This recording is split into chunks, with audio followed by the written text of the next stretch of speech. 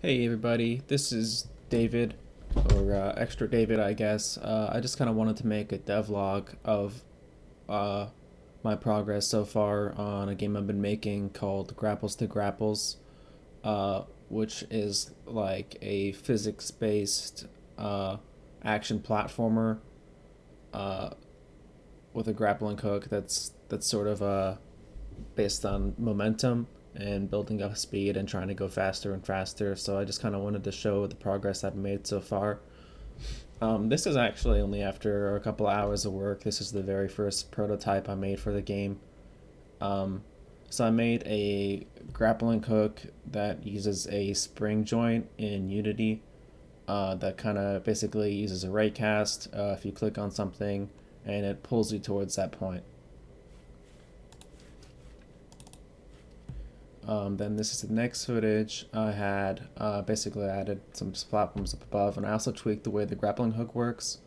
So basically, um, when you grapple towards something, it kind of keeps track of how far away you were from the grapple point when you started, and when you get about 60% of the way there, then it freezes the length of the grappling hook so that it doesn't change anymore. And the idea there is that I'd be able to grapple around turns and make kind of sharp turns around objects. So you can kind of see that kind of works. But one of the issues is that you can sort of lose a lot of your momentum and speed if it doesn't work out favorably for you. You kind of see right here where I cut the clip. It you kind of move towards that, and then it kind of pulls you down, but you lose a lot of your speed. In this footage here, I tweaked it. This is actually pretty similar to where the grappling hook is now. So basically, each frame it keeps track of how far away you are from the point where the grappling hook raycast hits, and normally you're going to be pulled toward that point. But when you're actually slightly farther away than you were last frame, then it sets the damper on the spring joint to infinity so that it doesn't change anymore. So basically, it's frozen at that length. So it works. It's an improvement. So that way you kind of keep all your momentum because it doesn't like abruptly change anything, and you can kind of swing around it pretty well. But it also basically makes like the turning radius of the grappling hook really high. So if you hold on to the grapple for a second and a half, or a second, or half a second even, sometimes the direction of your momentum can change a lot, and that's definitely not ideal. I'm still kind of brainstorming on ways to do that. I still might end up having to do my own custom physics here instead of using the built-in Unity ones. This one here, I changed the skybox to be more of a space kind of theme. Because it kind of is like floaty sort of physics. Basically, I think that gives you a bit more time to react, so it's not like a Twitch-based platformer. You kind of have a little bit more time to think. I think this is also about when I implemented. You can hold down your mouse button in advance, and then when you mouse over an object that you can grapple to, then it'll start grappling. Whereas before, you had to already be hovering over that object and click, so it would be pretty tricky to get that timing right. This one here, you can see I already implemented the main menu, but that's not really the focus because implementing main menus is sort of boring and not that exciting. But I did add that portal is basically it takes you to the next level. So basically, using the Unity scene manager, I just increment the scene index by 1. That may be changed later. I'm not sure if that's exactly the smartest way to go about doing that, but at least it'll take you to the next level. And then this is a level I was working on because basically when I had been testing it so far, I really only worked in like an outside outer space theme. This one I sort of created a hallway where you start out inside and kind of keep moving downwards because it kind of continuously slopes downwards, and then there's a little hole right here where the hallway opens up, and then these platforms lead you back over here, which is where you started, and that's where the level goal is. Here is where I basically started messing around with. I I transitioned the project to URP, the Universal Rendering Pipeline, so that I was able to use shader graph. So I started using some of my own shaders in shader graph as well as post processing. So I have this bloom effect on here. I think at this point it's actually a little bit on everything because I'm kind of still, or I was still working out some of the issues I was having. I ended up using a bit of camera stacking so that I could kind of selectively only apply the bloom to the grappling hook and the grappling gun. But I thought that was a big improvement in the graphics for the game. And then here's that hallway level from before. This is just a short clip, but it's the same hallway just with new materials and new shader graph. I think that looks a lot better. And then this one here is a shader I was working on for a while. This is going to be for like a collectible object. So basically, I kind of want to have these collectibles. At first I was thinking you just kind of collect them for fun, like either you can be like a speedrun type player or you can be like a thorough, like let's explore the level type player. Now I'm kind of leaning somewhere towards like doing both so that I want to kind of create like an optimal path for the level where you have to find all the collectibles and make it to the level goal as fast as you can. And getting a collectible will kind of take maybe like 3 seconds off your current level time, so you'll be wanting to aim to get all the collectibles and get to level goal as fast as possible.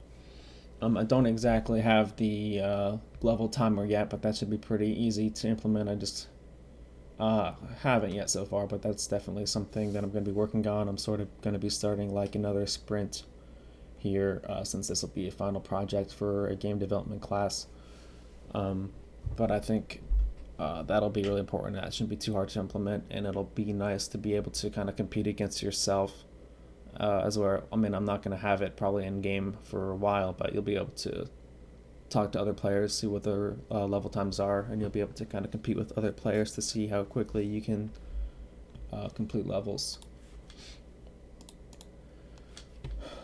So this is the actual game I have so far. So play button actually takes you into the game.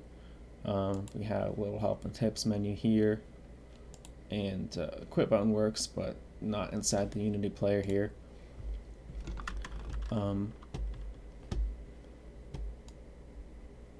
So I kind of been working on level design for a little bit here. I also kind of, you can see this like little alcove, I called it. I kind of worked on that for a little bit. Still getting some Z fighting on some of these corners here, at least if you're farther away, but that's something I'm going to be working on. Let's see, but you can kind of go to the next level here. Probably need to work on that. Kind of looked like a music staff almost. I probably need to either create the same object a few times or maybe mess with the UV so that the grid stays the same size. This is the collectible. It doesn't actually do anything yet, except kind of move around and look exciting, I guess. Probably add some maybe particle effects to this, or maybe some kind of, maybe some other kinds of effects to make this look like a collectible and not like, I don't want players to see this and think it's some like weird kind of enemy or something. Yeah, so this is another level I've been working on. Mostly I came into this expecting it to just be a programming project, and then I guess kind of the nature of game development is to sort of see a lot of feature creep and scope creep, and you start ending up doing all these other things that you kind of have to learn about from the bottom up. But I think it'd be really cool if you kind of have like, you know, collectibles down here or something, and you need to like root around some weird little path and just kind of force yourself to learn all these little paths. I think that'd be a lot of fun. But yeah, basically the next things I'm going to be adding are these level timers so that you can kind of compete against yourself. I'm not sure if I'll be making like a full-fledged HUD. I mean, I might be, honestly. But something that can kind of show a bunch of information to you. And I also need to find some new music. It's kind of challenging working with zero budget, trying to find good music for your game. Right now, I kind of have some slowish music, and as the game evolved into like a fast-paced platformer, I definitely need something with like high energy, sort of like a higher tempo that kind of makes you want to be faster. This is a pretty cool level. I'm probably gonna change these, but yeah, the music is not great for how the game looks or what it's become now, so I'm gonna be working on trying to find some new music. Some other things I'm going to be working on. Let's see my little design document here.